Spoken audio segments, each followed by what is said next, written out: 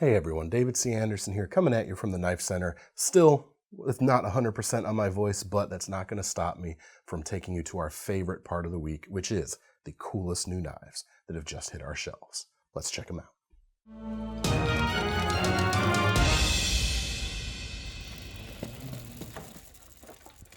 All right, first things first, you may have seen us tease this yesterday, but really happy to show our latest Spyderco exclusive, the Shaman. This has been a knife that, even the standard versions have been really hard to keep in stock because they've been kind of on a hot streak lately. So we're really happy to have this right now. Burlap Micarta handles is the most obvious change, which you can see there. Looks great, feels great, and I'll get to the blade in a minute. Let me talk a little bit more about this burlap for just a second.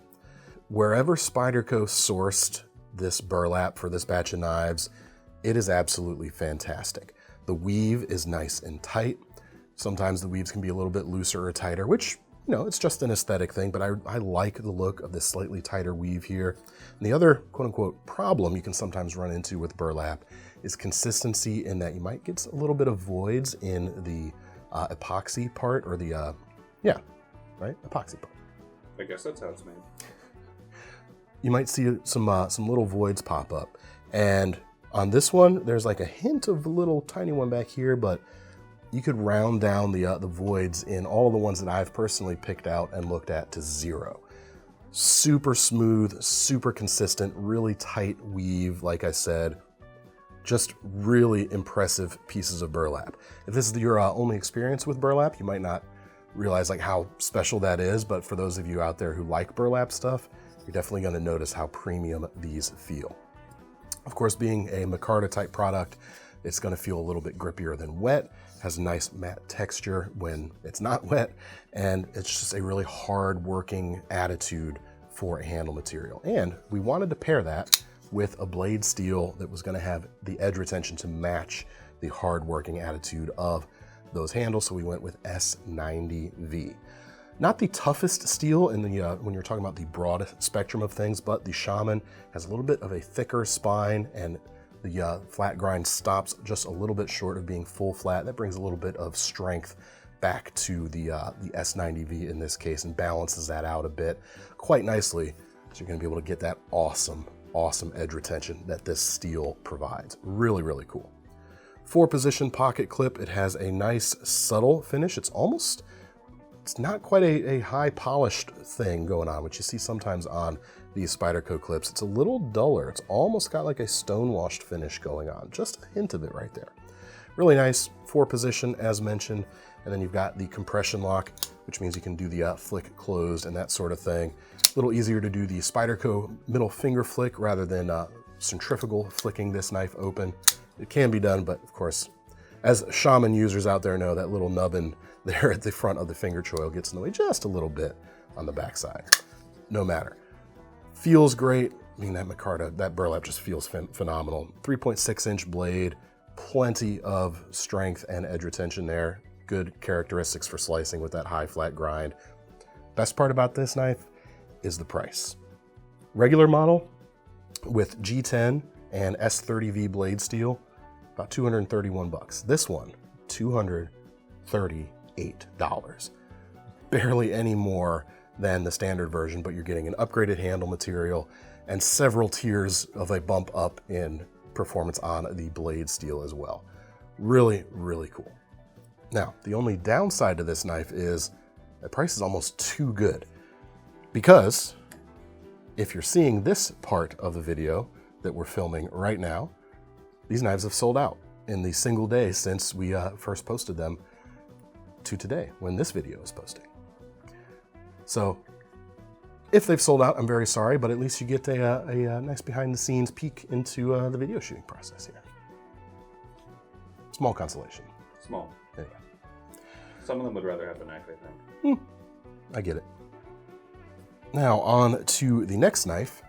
We have another Micarta Spyderco. This is, not strictly speaking, brand new. This is the CruWear Para 2 with natural Micarta handles. It was announced at the beginning of 2021, but this is only the second time. This is more of this is a restock announcement, really. The pre-orders on this particular knife were through the roof. It was several months before I even got to put my hands on one.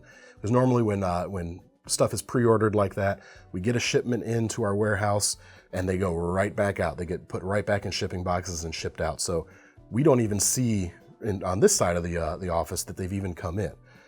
Once more, these we had a few in stock for a little while. I think I did show them on a new items video at that point, but they were gone again. This is only the second time in a year and a half that we've caught up with pre-order, that Spyderco's been able to catch up with the production, essentially. So this is your announcement right there. And hopefully we have at least a few of these left if you couldn't get your hands on one of those Shamans. $188 for this 3.5-inch blade, CruWear blade steel here. Again, matching a nice rugged feeling handle material right here, which is really cool. Leaned a bit more into the toughness side of things. CruWear has excellent characteristics in that regard. Still has great edge retention too, but S90V on the Shaman's definitely going to take the cake there in terms of outright edge retention, but I'd be perfectly happy, and have been perfectly happy, with both of these steels on different knives. One thing to note, this is a thinner handle than something like the Shaman, so they had to actually, Spyderco went back to the drawing board a little bit to make sure they still had enough strength behind these thin pieces of micarta. They went with full liners, not inset nested liners like the G10 versions. So one thing you're not going to be able to do if you buy this knife is swap in all the commonly available aftermarket scales, because they're not going to fit the liners in this case. You could still do a blade swap if you're just after that CruWear blade, of course, though. But it's a fantastic design, not just for tactical aspects. It's a great larger EDC that's able to handle nice and small when you need it to. 4-position pocket clip, compression lock. Got that nice flicky action, sorry about that. Great edge geometry as well. Nice pokey tip when you need to poke things. Overall, a winning design. Now, one of the things I like about the compression lock, which I haven't mentioned yet, is it has what I call finger-safe operation, in that it allows you, when you're closing the blade, you never have to put your fingers in the path of that cutting edge at any point to operate the lock. Always appreciate that. It's just another added level of kind of passive safety that you don't have to think about. And this next knives, I should say, have a different lock, but the same advantages. This is the latest from GiantMouse, the Nazca, which comes, of course, as you can see, with a crossbar lock. Very, very cool. $225 for this micarta version right here. Just over 3 inches on the blade, M390 blade steel. I believe they're having these made by Bestech. Yes, Bestech is making these, and they're doing a phenomenal job with their competitor to the Axis lock right there. Super smooth. Oh, that's everything you want. Everything you want your crossbar lock to be. Locks up nice and solid. We've got a wire pocket clip, which is reversible. When you combine it with that ambidextrous lock and dual thumb studs, completely left hand or right hand friendly, depending on what you prefer. And in addition to the micarta, we've got another handle option, which you don't see too often in conjunction with a crossbar lock, and that is a titanium handle. $285 for this. Same shape as the micarta, and by that I mean it's got a little bit of thickness that's nice and rounded over. Even though it might have kind of an angular profile, if you're looking at it head on, nestles into the hand quite nicely indeed. The blade shape here is kind of a neat hybrid. We'd probably call that heavily modified Wharncliffe perhaps, but it's one of those things that really rides the line between a lot of different genres. It's got some straight clip point going on, of course. It's got plenty of belly here. It might actually wind up behaving in the way you actually, interface with the cutting geometry here, be a little bit more like a clip point blade than a modified Wharncliffe, but it's definitely not a reverse Tonto though, Thomas. Just put that out there. I disagree. Yeah, you're wrong. It's okay.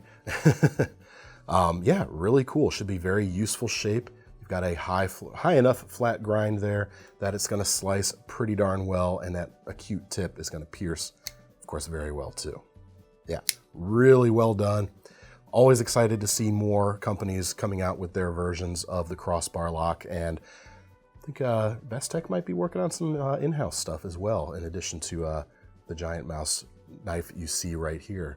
that's using this lock. So some cool stuff to look forward to as well. All right, next up, and these knives we're actually teasing essentially today. These are going to go live next Monday, the Monday after this video posts. New Chaves, the Street Sangre Wharncliffe. Why did I have to look at the page to remember Wharncliffe? You're losing it. I might be. Really, really cool knives.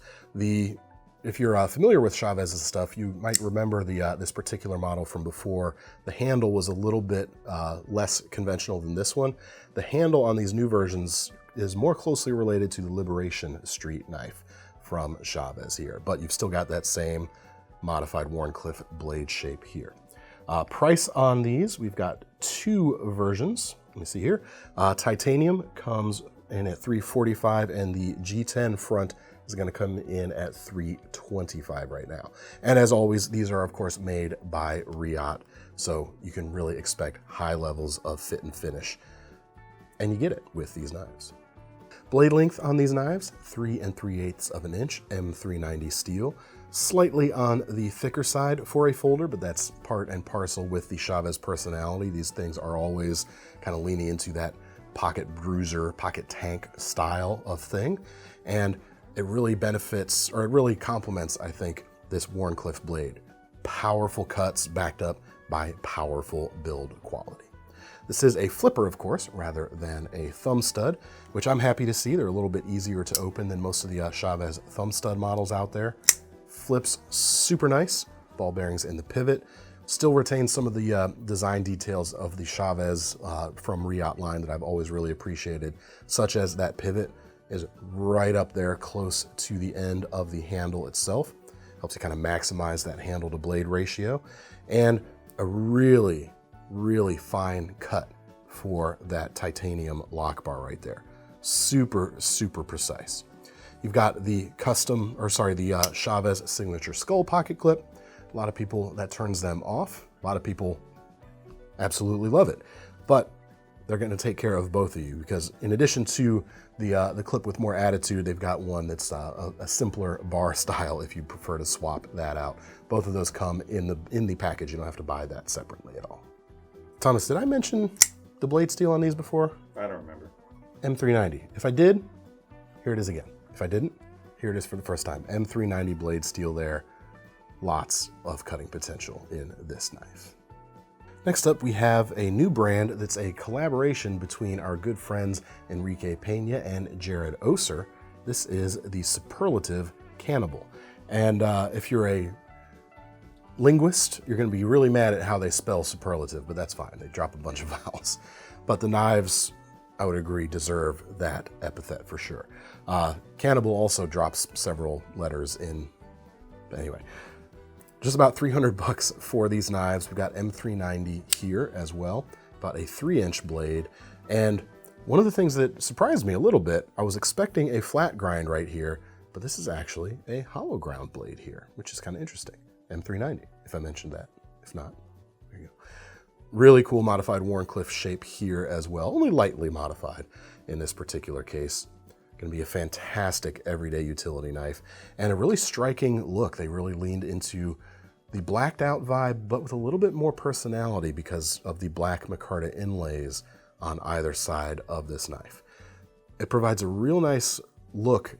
I don't want to say contrast because it's not really a high contrast thing, but it gives you a little bit of contrast between the all black of the titanium bolsters there and of course the black blade finish, which I believe is a PVD coating. Really cool. Pocket clip there on the right side, hidden screw port for that. I think it must come in from the inside. Keeps things nice and clean looking. You've got the branding there on the back, fairly subtle, and your lanyard attachment point there at the back as well. Bolster style frame lock, top flipper. So good, so good. It's basically, you know, rightfully so probably, it reminds me a lot of Enrique's stuff that he makes with Riot, but with a little bit of a different style. And that's, I guess, the Oser influence coming in as part of this collaboration. Good job. Collaboration. Really, really cool. We should be getting more of these at some point, but we don't have a ton of these right now when this particular video is posting, so make sure to act quickly if you are interested. Next, we have a new version of the Barnes from the James brand. And I was talking about cleanliness on the pocket clip of that superlative there for a minute. When it comes to cleanliness and just overall minimalist, clean design, James brand is at the top of the heap, in my opinion, right here. It's quite an expensive knife, however, coming in at about $649 right now. For that, you're getting an M390 blade, 3.5 inches long, beautiful little drop point there, and integral titanium on the handles right there. But it's really the little details that really make this knife stand out to me and really make me kind of remember it, so to speak. First off, well, we'll start with the blade itself.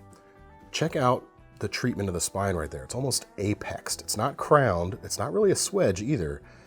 And it's not sharp on the spine, but it does come down to a nice point, so to speak. And the point's like rounded over a little bit, I guess, because it's not sharp, like I said, but it's very distinctive looking. The M390, of course, is going to perform well. You've got an excellent finish going on, dual, well, now that I got my fingerprints all over it, let's wipe that off real quick. But you've got horizontal grain on the sides, and the ground portions have an almost really finely bead blasted look. It's not like a cheap looking bead blast at all, but it's really cool. The titanium has a lot of milling going on with that kind of diamond style texturing there. Really nice. Pocket clip, wide and flat. Again, if you appreciate cleanliness, you've got 1 screw on the front, 3 on the back because of the insert on the lock bar itself, but that's it. The pocket clip actually screws in from the bottom. You can just see the 1 screw there poking out. Other cool little detail there on the inside, the flame finish of the titanium comes through there. You get a bit of that rainbow thing going on. You're never really gonna see in any photographs of this knife on our site. In fact, I didn't even realize it was there till I'm turning this knife over in my hand. Kind of a cool little detail there too. I really like this knife. I know a lot of knife guys out there decry this as kind of like, oh, it's a hipster brand. I call BS on that, because if you're a fan of clean, evolved design, definitely worth checking out. Now, speaking of clean, evolved design, which I've always felt the ProTech Godson had in spades, kind of a refined stiletto shape, limited edition of this knife, only available for a limited amount of time. $400 for this. You've got the standard 3.15 inch blade, 154 cm steel, and a full bronzed aluminum handle. I really like their stone-washed bronzed finish that they're doing on a lot of knives these days. It looks so good. You can easily mistake it for brass, but of course it's not going to patina in the same way that brass will. Kind of a little bit chunkier in the hand as a result, but they have milled out a bit on the inside to remove some weight, and it kind of looks really cool too coming in. Almost like get a good shot of that. Nice kind of matching finish, similar, not perfectly identical, but a very complementary stone-washed finish on the pocket clip right there. Mother of pearl firing button. I mean, this thing is just pure class all around. It's got the ProTech sound. That's how you know it's the genuine article right there. Really fantastic designs. I've actually shown a lot of Godsons in the last couple of weeks, I think. There have been a few. There have been a few, because they're quite awesome. There you go. Check these out. Again, quantities on the more limited scale than in the grand scheme of things. So there you go. Next up, let's talk about Darrel Ralph, who sadly left us earlier this year, but his son is still keeping the shop going, and as such, we've got more knives to talk about right here. This is a custom Dominator V5, about $1,400 for this one. Iconic Dominator style right here, 3 3/4 inch blade, 20 CV steel, titanium handles with milling and anodizing in the milled out portions there. As you can see, takes fingerprints quite readily, so I apologize for that. But you've got a satin finish on the titanium, which matches the horizontal satin finish on the blade too. Inside, there's some cool details. You've got jeweled titanium on the inside, essentially, where they've applied a very cool reflective finish on that part. But let's check out the action there. Almost drop shutty. You might need a little bit of breaking in, but the flipping open action, quite good. One of the things I like about this particular blade shape on this knife is check out the protruding backspacer here at the back. It almost exactly follows the line of the clipped point on this blade. So it looks like the blade's coming out the back end, even though it's not. Kind of a cool thing. Now, as far as other opening methods, you've got this nice textured milled section on the blade there that you can use as a thumb opener, as you just saw me do. I haven't tried to do a middle finger flick yet at all, so this will be the first time I try on camera. Let's see. Yeah. Someone else might be able to do it, but I cannot. Very cool, and glad to see these still coming out of the Darrel Ralph shop. Next up, kind of a similar color palette, if not a little bit brighter, and a whole lot less expensive, the CRKT Stickler, a Jeff Park design coming in at $68, just under. Really cool little executive style knife here. We've got a almost 3.4-inch blade, 12C27 Swedish steel there. Great stuff from Sandvik. And an aluminum handle, similar in ways to his Crossbones flipper, which is a very successful CRKT design. You've got 2 levels of milled aluminum with color and some nice brushed finish on the high points of the handle. Really cool. And if you weren't a fan of the trailing point of the Crossbones, you've got that much more usable, or perhaps much more versatile, I should say, spear point shape on this particular knife. Other nice little details, you've got a inset liner lock. You've got some space kind of milled out of the center channel of the backspacer here, which is going to allow the blade to sit in that little space a little more flush. And this is CRKT's new assisted opening mechanism, which has a nice bias towards closure, kind of sucks it nicely right back in to the blade. Or into the blade? Maybe into the handle is what I meant to say. Bladeception. Be careful. Sound effects from Thomas, ladies and gentlemen. I didn't try very hard. That's the best he could do. Don't let him fool you. Actually, another cool little detail I just noticed. Check out the front pivot there, triangular. That's cool. Backside more of a standard screw fit. Opening action, nice and snappy. Got a deep carry pocket clip there. Decent amount of length for such a narrow in the pocket / easy to carry style knife. You can do a lot worse, that is for darn sure.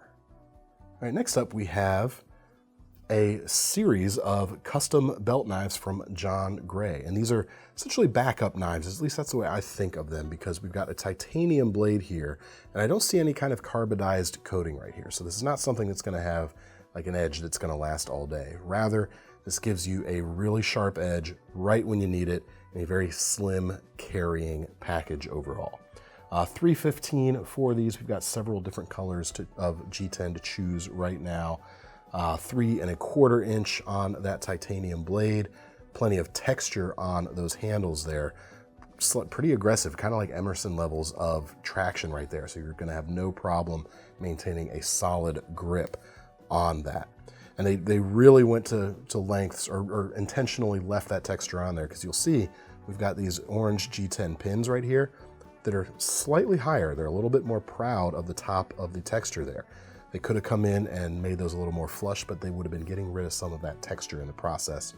Not really what we want to do in this kind of case. 3 1/2 finger grip for me, rather prescriptive finger grooves right there, so it's probably going to be about the same for just about everyone. And the sheath is over here, pardon me, and really goes to that kind of last ditch backup style of thing as well. Kydex works quite nicely. You could put something like a small tech lock on this if you wish, but it comes with this hook and loop strap right here. So you could fix it anywhere, whether you want it on a belt. We do call this a belt knife after all. And this is big enough it could fit around my arm at least. If you've got like super big muscles, which I don't, it might be a little too much for you. But you've got that's the loop part. You've got the loop panel right here. So if you added your own hook strap, you could easily size a strap to fit wherever you would want to stash this blade. So that is pretty cool. All right, next up, we have got the hardcore hardware Muck 01 Gen 2 fixed blade, which looks an awful lot like the Half-Breed blades designs out there, which is no coincidence because Half-Breed is the kind of sister company to Hardcore Hardware. And I guess they wanted to put a knife out under that brand for some other purposes as well. Very closely follows the medium infantry knife platform, but with some different milling on the G10. And of course, you've got more of a, shall we say, breacher, or maybe even a rescue style blade on this, perhaps. $255 for it. We've got an N690 blade, which I don't think any of the Half-Breed blades are available in. That could be another differentiating point between them. We've got a kind of a chisel-shaped blade, but no sharp leading edge. The chisel tip here could be sharpened. You'd have to grind away quite a bit to get it there, but as it is blunted, and you've got an edge on the first diagonal, and then a partially serrated edge on the main section of the knife. Be good for getting in there and prying things, even though, of course, a knife is not a pry tool, but in certain situations, emergencies, etc., it might have to pull that double duty. Just as solid feeling as ever. Really nice. 5 inches on the blade length. We've also got a black version in addition to this dark earth version right here. I like these handles even better than the Half-Breed versions because they are a little more aggressively scalloped and they still feel good, but this one feels even better to my hands. Sticking out the back, we've got the protruding pommel here with kind of a, shall we say, jimped section rather than a sharp point. You've also got a bit driver back there. Interesting thing that Thomas just pointed out to me in between takes here is you could put a lot of leverage on a driver there because you've got, I mean, what's the overall length on this knife right here? 10.5 inches almost. That's a lot of fulcrum, or a lot of lever right there, basically. But make sure you put the sheath on before you attempt something like that, please, folks. Which lets me talk about the sheaths. They do a phenomenal job on them. Kydex comes with 2 dots style straps here, not straps, but clips, I should say, which is nice. Compatible with your Molly gear, of course. They also supply, you don't have to buy it extra, they give you a large tech lock in the package as well, so you could swap that out if you prefer instead of this particular attachment method. Always like to see folks, companies going the extra mile in the sheath department, so definitely deserves kudos right there. All right, next up, and I showed this last week in our weekend FAQ video. If you're not part of that regular audience, though, show it here as well. Check those videos out there, I think they're a lot of fun. But this is the 8010 Lite from Cold Steel in the drop point configuration. The Tonto hasn't quite arrived for us just yet. $93 for this. So compared to the the quote-unquote full-fat version, which comes with black G10 and S35 VN blade, you're saving about $50 here compared to that version. For that, you're getting an AUS 10 blade, same specs thickness-wise, and then the handles, even though they aren't G10, they are injection molded instead, still have the same great hand-filling feel. One of the most comfortable folders on the market, hands down. It's one of the things where, you know, a folder is a compromise. We all live with it, we all love it, but generally a contoured fixed blade is going to be more comfortable. This is one of those knives that is right up there with some of the real comfortable fixed blades out there, especially if you remove that pocket clip and rock it without that. Just a fantastic feel. And if you're doing a lot of cutting, a lot of hard cutting, you're really going to appreciate that. This clip is right side only, but there is another clip included in the package for left-hand friendliness, which is fantastic because everything else on this is also equally ambidextrous. Your 3.5-inch blade there has dual thumb studs, and then of course you've got Cold Steel's Triad lock, which is super, super strong, one of the strongest on the market, lasts a good long time, and self-adjusts over time too. So it's gonna maintain the same degree of lockup, or a very high degree of lockup, long after a simple lockback might start to give you a little bit of wiggle over time. Very, very cool. Next up, we've got the Rescom. I'm so glad to see this back. The Subcom series from Boker has been getting upgraded from ACE 8 to D2 blade steel, and the Rescom went away for a little while, and I'm really glad to see it back now with that D2 steel. $46 for this knife, the Rescom 2.0. Just over a 2-inch blade, serrations, and of course the strap cutter there at the tip.